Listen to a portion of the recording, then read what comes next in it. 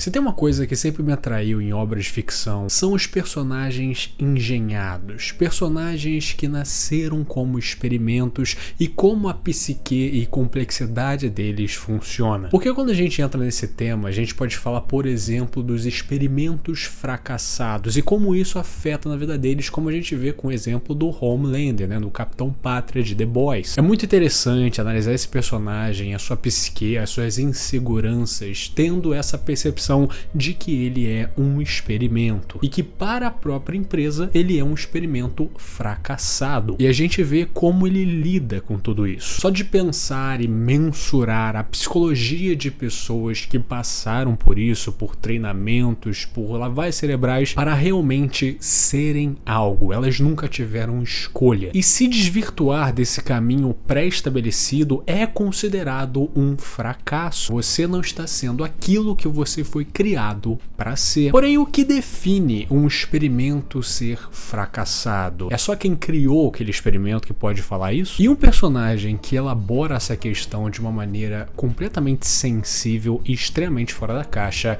é o Wolfgang Grimmer de Monster. Para muitos, o melhor personagem secundário dessa obra e que com certeza sua história tocou o coração da maioria, no caso, todo mundo que viu ou leu. Mas antes de seguirmos com o vídeo, eu preciso dizer que esse vídeo aqui terá spoilers sobre a obra, então esteja avisado. Pessoalmente, quando o assunto são sinopses, Monster é de longe a obra que eu mais gosto de falar sobre para alguém que nunca viu. Imagina o seguinte, você é um neurocirurgião prodígio, você é foda pra caralho, todo mundo te ama no seu hospital. Porém, você começa a perceber que o hospital que você trabalha não é tão inteirado assim no juramento médico que você fez, que todas as vidas têm igual valor e que você é obrigado a salvar qualquer pessoa que esteja em necessidade. Você começa a entender que o hospital, que deveria ser uma casa de saúde, de reabilitação, de vida, na verdade é um local entremeado em inúmeros jogos políticos. Até que de repente surge na sua frente um garoto com uma bala alojada na cabeça. E quando você está prestes a iniciar aquela cirurgia, os funcionários do hospital te tiram dela porque o prefeito teve um AVC, um aneurisma, alguma merda na cabeça dele e você é o único capaz de salvá-lo. Se você for salvar uma criança aleatória que chegou primeiro ali na fila, meio que foda-se, mas se você salvar o prefeito da cidade que você trabalha, isso quer dizer que o hospital vai ter verba durante o mandato inteiro, vai ser uma belezura. Porém, você leva a sério seu juramento, você caga pro prefeito, afinal ele chegou depois, e vai salvar o moleque que chegou primeiro, é uma criança e está em um estado grave, ele tem que ser operado. Você salva a criança, o prefeito morre, por causa disso a sua vida profissional vai pro buraco, anos se passam, você consegue dar a volta por cima, mas percebe que o garoto que você salvou é na verdade um serial killer e o psicopata mais amedrontador que você já viu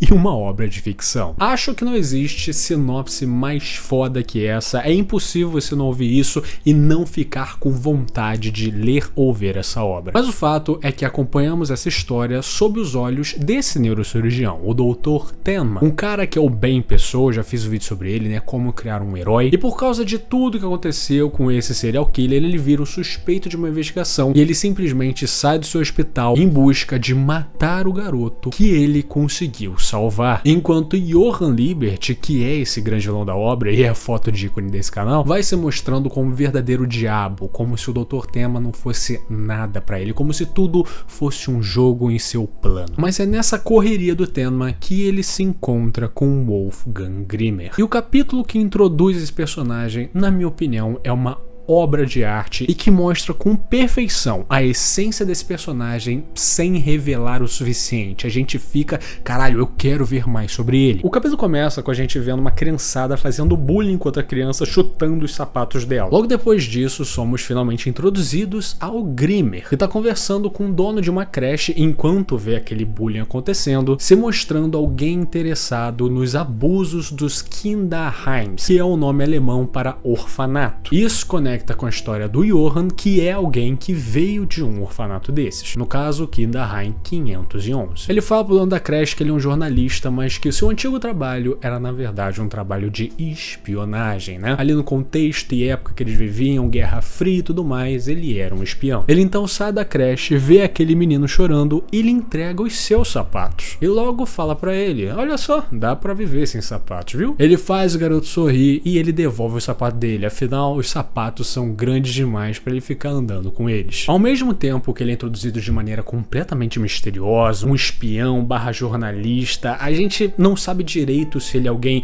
do lado do Johann, se ele é alguém que vai ficar do lado do Tenma. E nesse momento da história é importante dizer que o Tenma já viu várias pessoas que pareciam ser legais, mas na verdade estavam juntos do Johann. Então na nossa mente, vendo esses primeiros quadros, a gente não sabe o que pensar sobre esse cara. Mas o que a gente vê é que apesar dele ser um espião, alguém conectado com esse mundo, ele é alguém que parece ser um cara legal, tem um fraco por crianças talvez. E logo depois disso ele vai para uma estação de trem e um cara da estação fala que nossa, eu preciso de dinheiro para enviar para minha irmã que ela tá fudida e o caralho. E o Grimmer se compadece com toda aquela situação. Nossa, que terrível. E então ele dá uma pataca de dinheiro pro cara, o cara, meu Deus, muito obrigado, nota seu endereço. Ele fala, não se preocupa com isso, se for pra salvar sua irmã, tá tudo bem, vai com Deus. Até que um transeunte que testemunhou tudo aquilo fala que ele te fez de bobo. Esses malandros sempre vêm aqui com essas historinhas pra arrancar dinheiro de desavisado. Então o Grimmer percebe, puxa vida, fui enganado. Sempre com essa cara, tranquilo, parece que nada nunca abate ele. E logo depois ele entra no trem e é nesse momento que ele se encontra com o nosso protagonista. Ele bate um papo com o Tenma e fala que ele já foi pro Japão, na qual o Tenma, né, é natural de lá. E ele fala que ele comprou um Gundam pro filho dele e tudo mais. E quando o Tenma pergunta, aonde que teu filho tá agora, irmão? Ele morreu. E agora ele continua com essa cara tranquila, serena, como se nada o abatesse. Mas sob esse contexto, as coisas ficam bem mais bizarras. Depois disso, os policiais vão checar o passaporte da galera, falam aí com o Tenma e lembrando, né, o Tenma é um homem procurado nesse momento. Quando eles vão embora e tudo parece bem, Grimmer fala que eles já te viram, já sabem que seu passaporte é falso. Você precisa fugir agora, Dr. Tenma. Com a gente vendo no final desse capítulo maravilhoso que esse homem é um aliado. Esse primeiro capítulo é muito importante porque daqui a pouco a gente vai entender a psique do Grimmer, a sua complexidade e tudo mais, sendo que agora ele introduz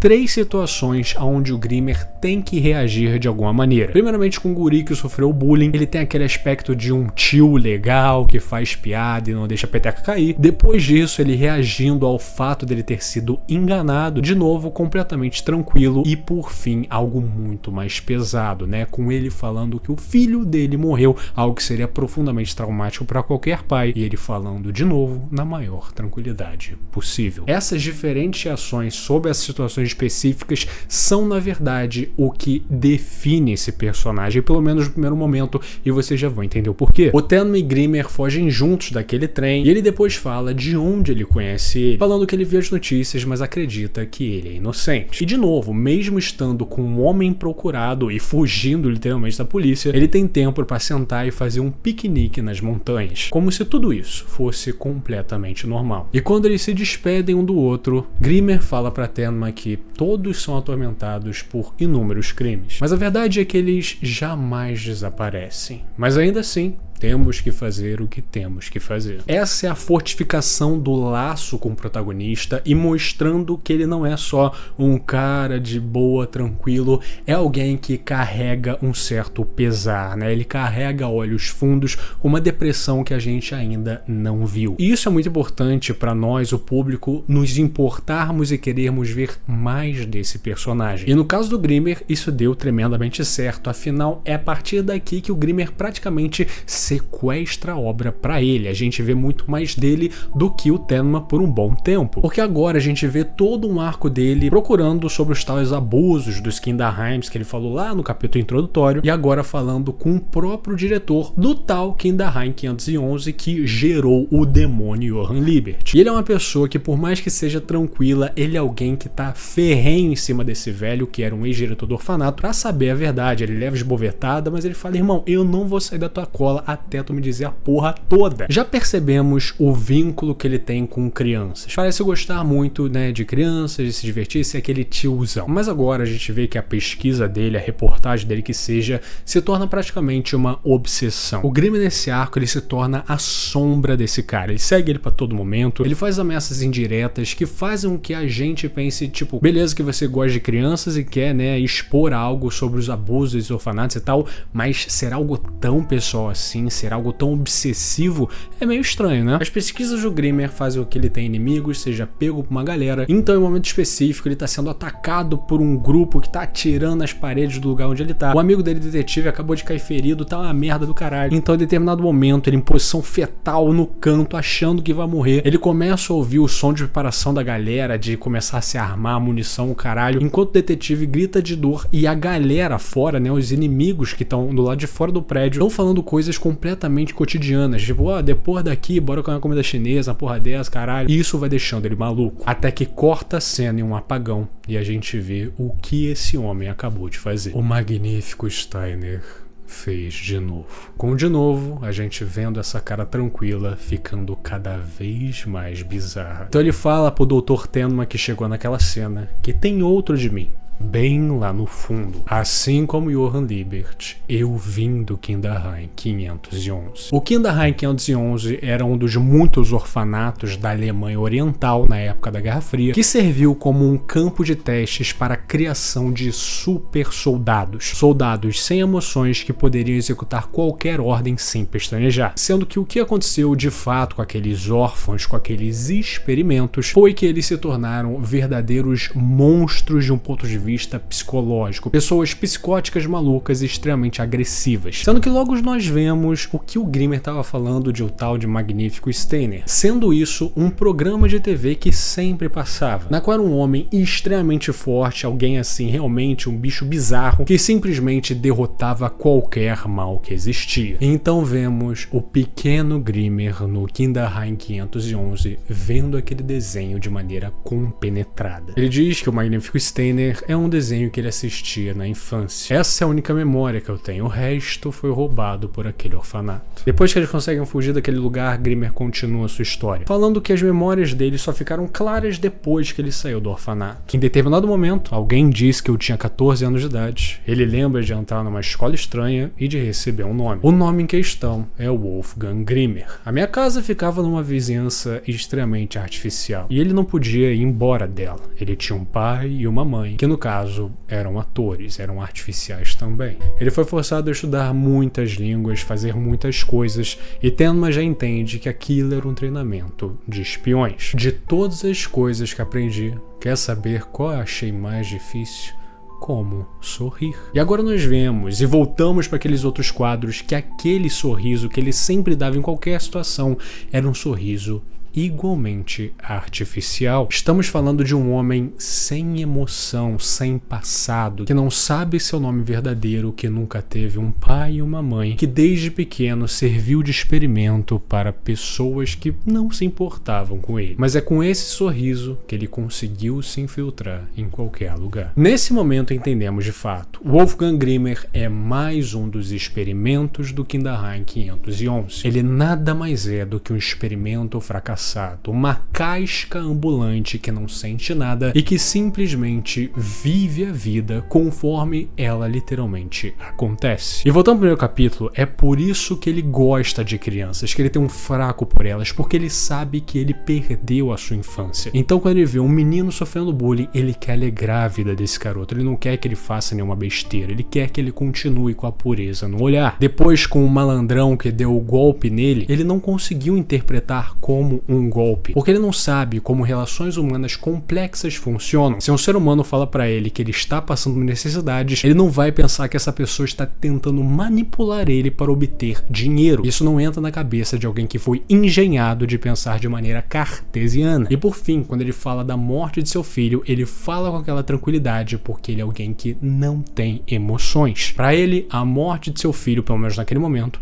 era mais um dia. Mas ele sabe que falar aquilo é chocante para pessoas que têm emoções. Então ele tenta tranquilizá-las colocando o sorriso artificial, que foi a coisa mais difícil que ele teve que que aprender. Afinal, sorrir, rir, gargalhar, isso é orgânico. Isso advém de reações que temos por causa de situações que só podemos reagir se tivermos sentimentos e emoções. Quando ele revela isso pro Dr. Tenma, ele começa a ser muito mais aberto sobre seu passado e sobre as suas questões. Com ele falando em determinado momento que ele não sabia como amar o próprio filho. Afinal, uma pessoa que nunca teve relações sociais dignas, verdadeiras, e que foi castrado de suas emoções, é muito difícil, né, você esperar dessa pessoa que ela tenha sentimentos acerca de qualquer outro ser humano. Ele diz que ele já tinha pensado em fazer uma reação caso o filho morresse. Será que eu deveria chorar? Por quanto tempo eu deveria chorar? Ele deveria gritar e ranger os dentes?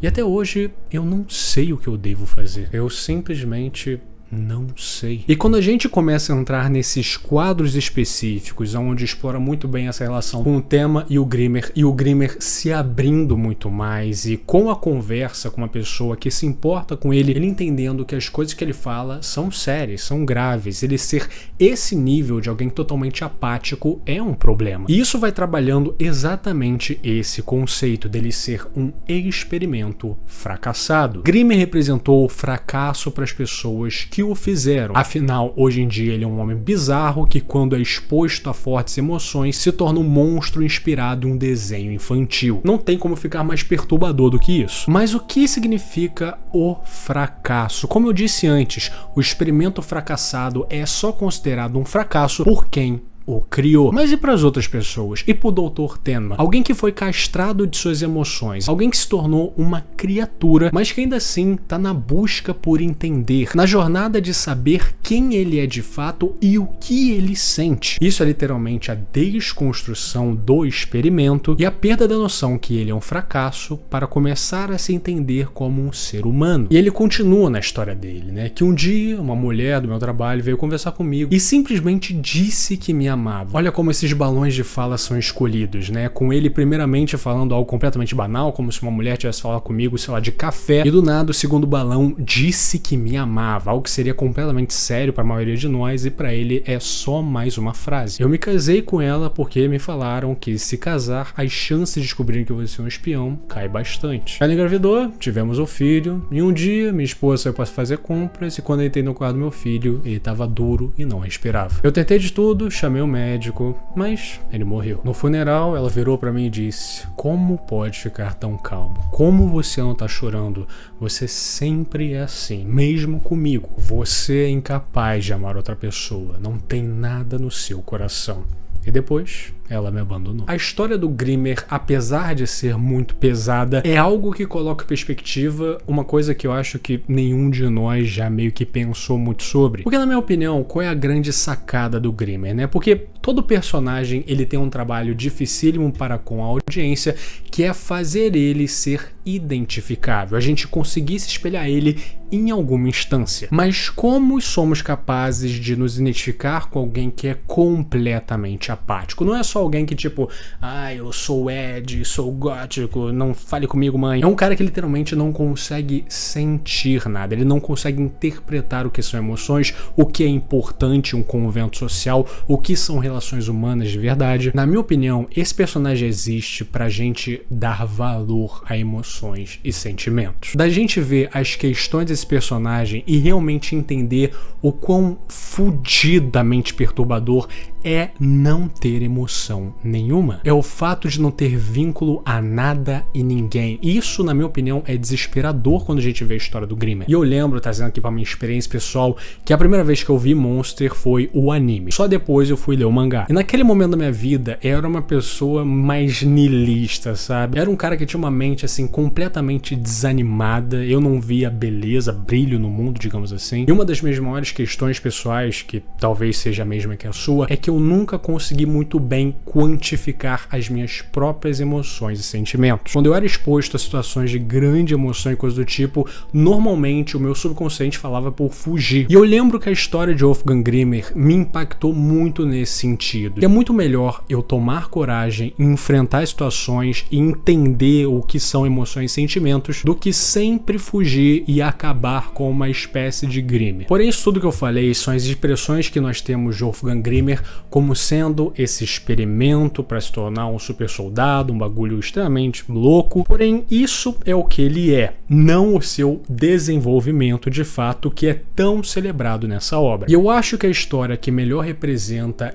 Grimmer como tendo essa busca de ser um ser humano pensante é no momento que Johann Liebert, se passando ali por sua irmã, né, se fingindo de mulher, manipula um garotinho de um orfanato que o Grimmer conhecia a criançada e tal, e ele basicamente fala pra esse garoto que ninguém se importa com ele, a existência dele é insignificante, porém ela vai ajudar ele a encontrar a sua mamãe, e aponta pro moleque uma direção, sendo que a direção que ele aponta é literalmente o Distrito da Luz Vermelha, um lugar ali de prostituição, bebida, caralho, não é um lugar para uma criança. E logo o pequeno Miloš, com a sua inocência de criança, começa a perguntar pros outros: cadê minha mãe, cadê minha mãe? Até que vemos uma das cenas mais perturbadoras de todo esse conto, quando ele cai num beco e vê um homem tendo relações com uma prostituta, e ele, quando repara a criança, fala pra ele não ir embora e pra assistir. Isso é bizarro, vai se tratar na Urasawa. Porém, esses momentos perturbadores foi para o pequeno Miloš entender a fala daquela mulher, que a existência dele é insignificante, que o mundo é bizarro e ninguém tá se importando com ele. Então ele tem certeza que se a vida é isso, ele não quer viver. Então ele vai na beira de uma ponte, chovendo pra caralho, e ele tá prestes a pular. Quando de repente Grimmer e Tenma conseguem rastrear esse moleque, e quando o Grimmer tira ele da beira, ele vira pro doutor e pergunta pra ele: como eu deveria me sentir nesse momento? Eu deveria estar chorando agora? Eu nunca aprendi como expressar um sentimento tão difícil, tão complexo como esse. Porém, nesse momento, ele vê um pequeno Miloš pisando em uma mariposa que foi acometida pela chuva, com a maior frieza do mundo. E quando ele vê isso, instintivamente, organicamente, ele fica desesperado e tenta tirar esse moleque dessa bad, falando que aquela mulher que falou aquelas porra pra ele não sabe de nada. Existe um motivo pra você ter nascido. Você nasceu porque alguém te queria, você é importante.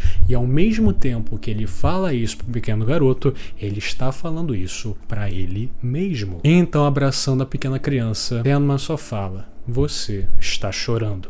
Com esse sendo o primeiro momento onde Grimmer tem um sentimento verdadeiro, uma exposição da emoção de fato. Então começamos a ver nessa trajetória esse movimento que, na minha opinião, é genial, dele passar de um fracasso como experimento, mas um sucesso como ser humano. Porém, agora chegamos no arco final dessa obra-prima, que na minha opinião é um dos melhores arcos já feitos pela humanidade, o arco de Ruhenheim. Johann Liebert, querendo fazer o seu último plano, tenta reunir nessa pacata cidade no interior da Alemanha todas as pessoas que já viram ele, que já tiveram com ele, que já fizeram coisas com ele, para executar seu plano perfeito e desencadear um completo massacre nessa cidade. E Grimmer é um dos muitos personagens que aparece aqui, e ele fica hospedado em um hotel, na qual o dono dele é ninguém mais, ninguém menos do que Franz Bonaparte, o homem que foi a grande mente que introduziu todos os experimentos do Kinderheim 511 e o homem que criou o monstro Johann Liebert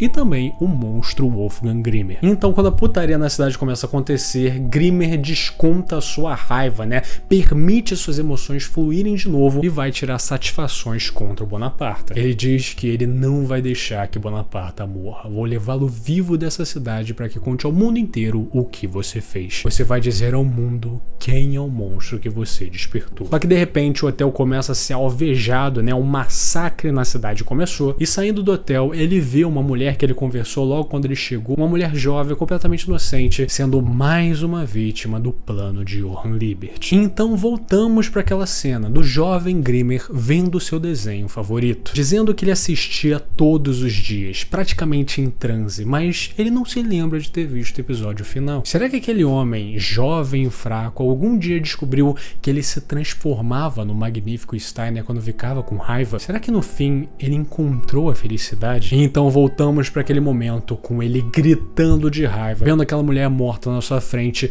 e para nós, leitores, esse é o momento onde o magnífico Steiner vai aparecer, né? Tenma, depois de um tempo, entra no estabelecimento que o Grimmer, né, foi que nem um louco, então ele vai checar a situação do Grimmer. Então ele vê Wolfgang Grimmer alvejado, sangrando, sentado em uma cadeira. E Tenma fala para ele: o magnífico Steiner apareceu, não foi? Tu tá na merda, mas matou todo mundo, ou seja, o monstro fez o trabalho dele. E Grimmer fala: não, ele nunca apareceu. Eu só deixei a minha fúria me dominar completamente. Com a gente percebendo que esse foi o único momento que ele não apelou para os experimentos do Kingdahai 511 que transformaram ele numa máquina, e sim a pura raiva humana. E vendo que esse é o final, ele começa a chorar, ele deixa as emoções fluírem. Eu estou triste, não por estar morrendo, mas sim triste porque meu filho morreu. E é trágico que só nesse momento, depois de um desenvolvimento incrível para ele entender o que são emoções e sentimentos, ele entende finalmente a dor de perder um filho e tem esse luto só na sua morte. As pessoas não devem perder suas emoções. Com essa sendo basicamente uma fala do próprio Naoki Urasawa para nós, leitores, acredito eu. No último episódio do Magnífico Steiner,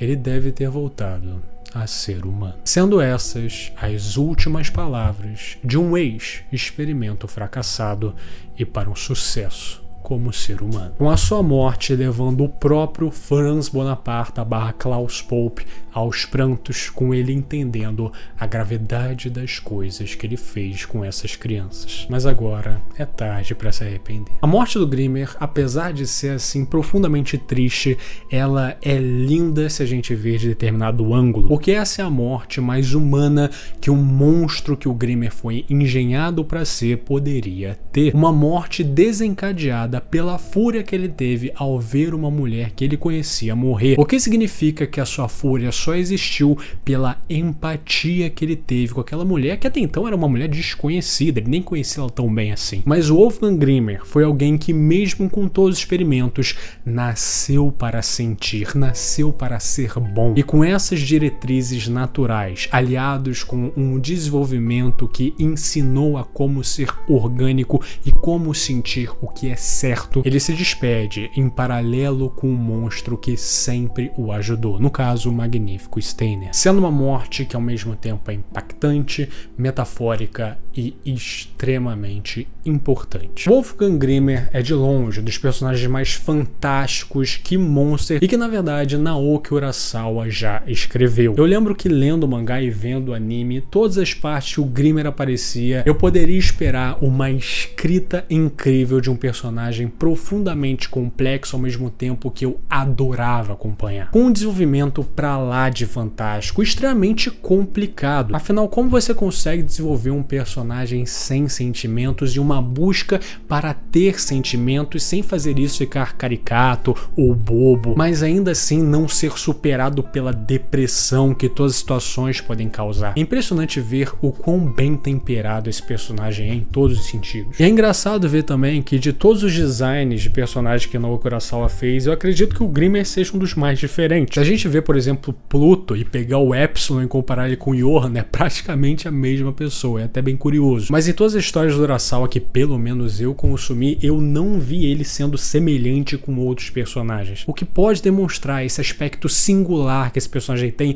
em todas as instâncias. E que jeito fantástico de desenvolver e explorar um personagem experimento, né? Um personagem engenhado para ser algo. E até mesmo fazendo a relação com os próprios outros experimentos do Kingdahai 511. Quando a gente compara o Grimmer com o Johan ou com o Roberto e vê o quão diferentes, né, ele consegue ser, é algo para se aplaudir como esse personagem foi feito. E no fim do dia, a reflexão que esse personagem gera, eu acredito que seja que ele escolheu ser bom. Ele poderia usar suas habilidades, sua força para ser um gênio do mal, mas ele escolheu ir em busca da verdade, ir em busca da justiça e fazer questão que nenhuma outra criança passe por aquilo que ele passou. Mesmo na época que ele, entre aspas, não tinha nenhum sentimento, ainda assim a empatia que ele sentia pelo futuro das outras crianças era verdadeiro. O Wolfgang Grimmer é um tremendo fracasso para alguns, mas além de sucesso, é uma bênção para outros. Eu acho que essa é uma lição poderosa. Se você chegou até aqui, meu muito obrigado. Lembre-se sempre, curta, comenta, compartilha e se inscreva no canal. Isso me ajuda demais. Se tiver pelo seu lado, dê uma hypada para ajudar o guri. Um agradecimento especial para o Alisson Rodrigues, Guaxinim Gamer, Rian Charles, Buruburu, O Gugas, Arrosca dele, Vanilson Silva, Retroblade, Bigode Orei, Maria, Gustavo Onda, Matheus Santos, João Pedro, João Oben, Pedro Junqueira, Pedro Corredora PL, Rafa, Gabriel Franco, João Vitor, Volknar e o Kakamaguis, Codê Baixinhos, Renan Correia, Tico Mia, Rei Benedito, Ibura, O Indialogável, Togger, Peters, Fábio Luiz, Victor Moser, Gian, Gustin Gelk, Gabriel Zardo, Frost, Chimboca Xota, Saki, Giovanni Vaz, Guilherme Cruz, Jonas Fagundes, Madrugabi, Matheus Sarraf, Feceu, MZ Guido, Saulo Rodrigues, Matheus Siqueiro, Guilherme Xavier, I Love Blondes, Hulk, Quebra-Cabeças, Prod Tauá, Timão Analítico, Goiaba 2202, Hipnos 11, O Jardineiro Jesus e as Áveres são meus nozes, Devens, Vinho de Flores Amargas, Killer, É Verdade, Pedro Rodrigues, Vitória Souza, Toxic, John Vector, Davi Martins e Salom, Entrou o Sabonete Buraco do Peru, Worth, Gabriel Rachadel, O Fluminense, Meu Nome é Jorge, Esther Drovande, Manjobão, Catraca, Makoto Fã do Dante, Branco Júnior, Richard K, Kaique Alexandre, Estúdio Launcher, Pesadelo 515, Elias, Teus 7, Paulo Vitor, Rafael Ribeiro, Igor Viana, Caio Dutra, Wev, Yalim Rabei, Gabriel Fraga, Philips Morgan, Fiat Paul Todo Fudido, Lucas J. Dantas, Iride, Yehude, pai de dois gatos, de Smoke e Dimitri Alves. Eles são os membros do canal, muitíssimo obrigado pelo seu apoio, vocês são fodas demais. E se você quiser ser que nem esses paladinos do inferno de Dante, considere ser um membro também. É uma cervejinha que você deixa de beber no mês, então assim, se tiver sua carteira, por favor, considere. Tchau, tchau!